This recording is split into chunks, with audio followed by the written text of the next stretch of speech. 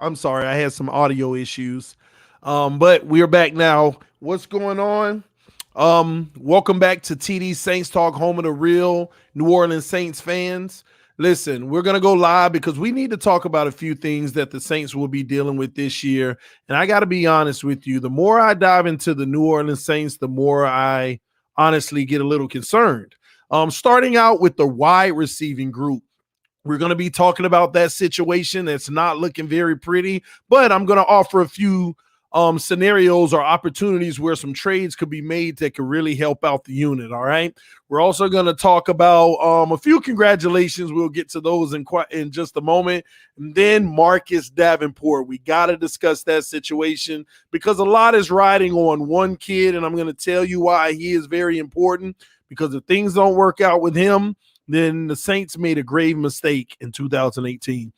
But we're going to talk about that and more here on TD Saints Talk, home of the real New Orleans Saints fans. Thank y'all for tuning in. I appreciate your love and support. If you are new to the channel, make sure that you subscribe, all right? Now, without further ado, let's start out with the wide receiving core, okay? Everybody knows about Michael Thomas, all right? Big threat, one of the best to ever do it. He is the New Orleans Saints wide receiver number one. He's put in a lot of work and successful work with Drew Brees, but you don't have Drew Brees anymore. You know, you got Jameis Winston, who's probably going to be the starter, that'll be throwing the ball. So we don't know what that connection is going to look like from an entire season standpoint.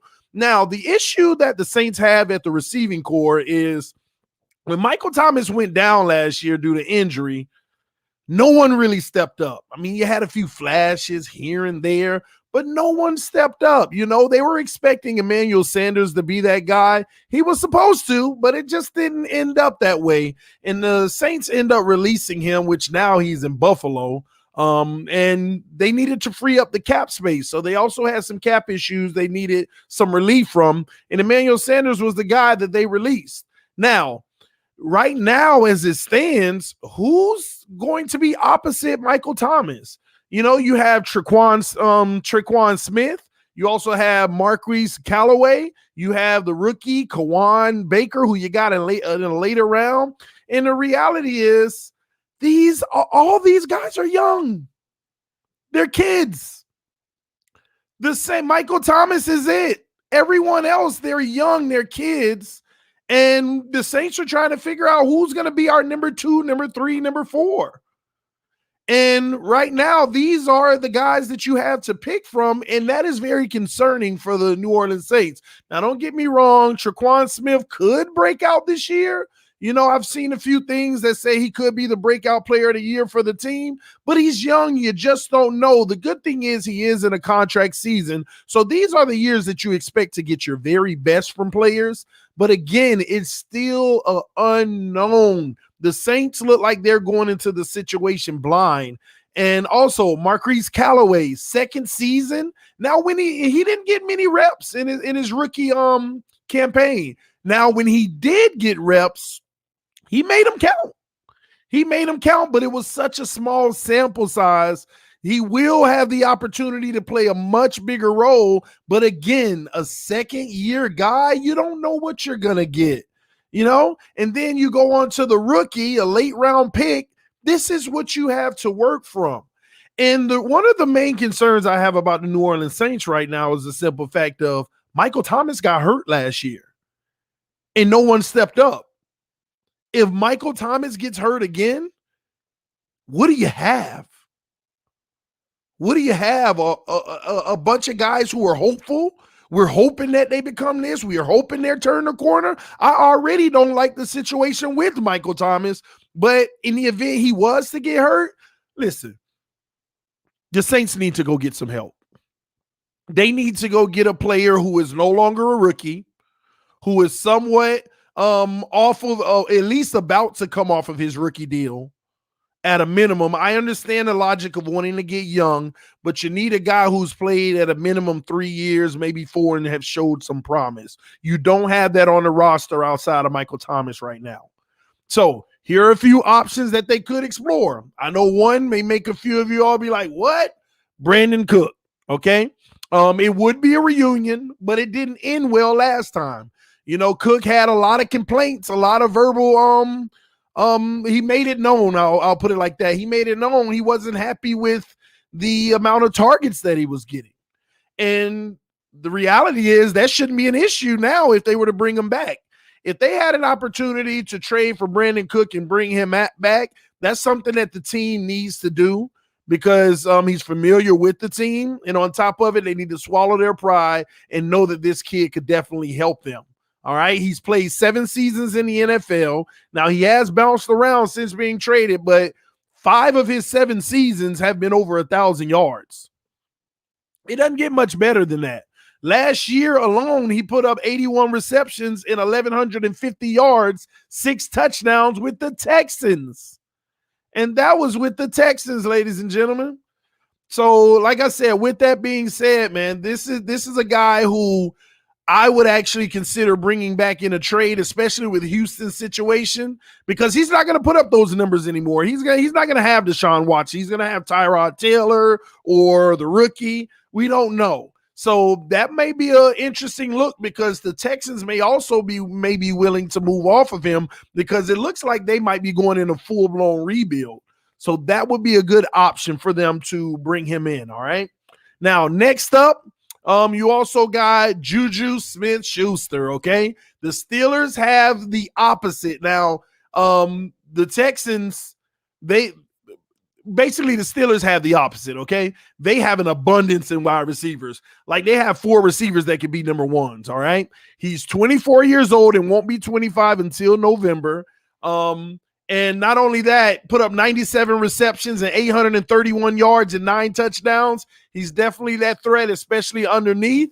And he signed a 1-year deal. This is a perfect contract to bring in so that if he balls out, you can extend him now. Because he was hitting the free. He didn't want to go to back to the Steelers. It's just when he realized his market wasn't what he thought it would be, he ended up going back to the Steelers. So this is an opportunity to bring a guy like that in, trade for him with the Steelers, and re-up his contract. I think that would be a good look because Juju next to Michael Thomas, and now you got those young guys continuing to develop. See, that's the whole purpose of it. Bring in a veteran guy who is at least proven a little something so that those other guys can continue to develop versus just putting the world on their shoulders now, because if the world is too heavy for them, the Saints are in trouble. They're in trouble. They've invested in these young guys, and if they don't work out, that's not a good look. And I think that, don't get me wrong, they have talent. They can work out. But again, sometimes certain players, it takes time to actually be that superior player that you want them to be, or a really good number 2. All right. So third option that the Saints could potentially trade for is DJ Chark. Okay. The reason why I believe this is a realistic trade with the Jacksonville Jaguars is because he's already been criticized by Urban Myers. Urban Myers bringing in a new regime. And before he could even coach a snap, he's already has something to say about his wide receiver, DJ Chark. This is a former second rounder out of LSU who has playmaking ability, okay? Urban Meyer already said we expect more from him. He is in the final year of his contract. If I were the Saints, I'd go get him and expect more from him instead of Jacksonville expecting more of him, because I believe he'll have the opportunity to give you more in New Orleans because of the receiver situation, and you'll be able to give him a fresh new deal as well. All right. So to me, and let's be honest here, okay? In 2019, Chark has 73 receptions for over 1,000 yards and 8 touchdowns. Last year, he had 53 receptions and 706 yards and 5 touchdowns. But look at his quarterback. Look who his quarterback was. So therefore, you can't look at it that way. Trust me, he is a talent that's worth investing in, and he will look really nice next to Michael Thomas. All right. Now, the last potential trade that I have is Dallas Cowboys Michael Gallup. Okay. Amari Cooper and CeeDee Lamb are already locked in to run the show going forward. In 2019, Gallup put up 66 receptions for just over 1,100 yards and 6 touchdowns.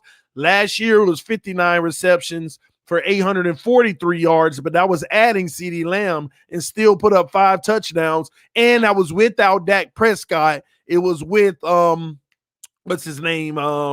Andy Dalton. Yes, not as talented as Dak Prescott. So Michael Gallup wants him and Amari Cooper were considered the best duo in the league off of a lot of rankings at the time whenever they were together just a year ago. So this is another opportunity that I think the Saints can take advantage of and really get some production out of next to Michael Thomas. So these are the 4 suggestions that I have for the Saints. Saints don't have much draft capital, ladies and gentlemen.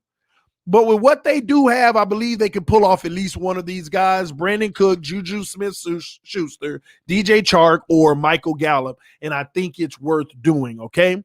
Now, speaking of not having enough draft capital, we got to talk about Marcus Davenport. New Orleans Saints fans, Marcus Davenport has the power to make you very happy or the power to make you very sad. Many are hoping that he will be the breakout player of the year for the Saints this year at the defensive end position. Now, remember, you no longer have Trey Anderson. I mean, you're 13 and a half sack guy. You don't have him anymore. Okay? But the Saints went ahead and picked up Marcus Davenport's 5th-year option. Now, I'm not going to knock the pick, but they really bet it all on this kid by doing that. Why do I say that? First of all, in 2018, you drafted him in the 1st round at number 14 overall. But you didn't draft him at 14 overall just straight up. You traded. You actually traded to move up and select him. You gave away 3 draft picks, valuable ones, might I add. Excuse me, 2 first-rounders and a 5th. You gave up 2 first-round picks and a 5th to move up to 14 and select Marcus Davenport, who has been riddled with several little injuries here and there. He hasn't had a single season for his first 3 years where he's had over 50% of the snaps. He shows flashes here and there all the time, but the whole game hasn't come together. The dominance hasn't come together, and it's just a whole bunch of hopeful stuff. And they pick up the 5th-year option. He's going to be due over $4 million this year.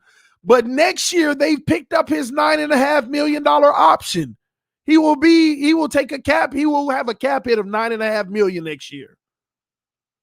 And on top of having a cap hit of $9.5 million next year, if he doesn't pan out this year and you cut him, you're going to eat $9.5 million of dead cap with no flexibility to spread it out because it's the 5th year. You're talking about betting the farm. You gave away valuable draft capital to move up and select the kid. And I'm going to be honest, he hasn't lived up to the number 14th overall pick. So, Saints, you need him. You need him to become that guy this year. You need him to become that guy, but I'm not sure I would have picked up the 5th-year option. I feel like it would have been more valuable to allow him to play this season, and if halfway through the season he shows up, to give him an extension versus just put yourself on the hook automatically for the 5th-year option. Because if he doesn't live up to expectations this year and he continues to have injury concerns or not be on the field more than 50% of the snaps, given the consistent production that a first-round pick should give, then they're going to have to move on. And he's one of the reasons they don't have the necessary draft capital that they may need to help out the receiving core in other areas. So with that being said, I think the Saints need to do everything they can, bring in every resource they can to help this kid out, become that guy. Shout out to Vaughn in the comment section, said, we do not have a wide receiver problem. Stop it. Well, Vaughn, help me out. Tell me, who do you have behind Michael Thomas? Who's your legitimate threat behind Michael Thomas? Just curious. Traquan Smith? Marquise Callaway? Kawan Baker? Who is it? Let me know. But I appreciate you checking in. My thing is, you're talking about a whole bunch of young guys who are unproven, who haven't even reached any milestones in this league, who you've had such small sample sizes, you don't know what they can be when given the bigger role, because they've never been in the bigger role. And when they have been in the bigger role, they've made flashes, but it hasn't been long-term nor consistent. So this is where I am with it. I think they need help in the wide receiving core, more help than many want to admit. And I think that those players are the ones that they should consider bringing in. Players like Brandon Cook, Juju Smith-Schuster, DJ Chark, and Michael Gallup. Y'all let me know what you think in the comment section. Do you think they should bring in help? Do you think they have enough?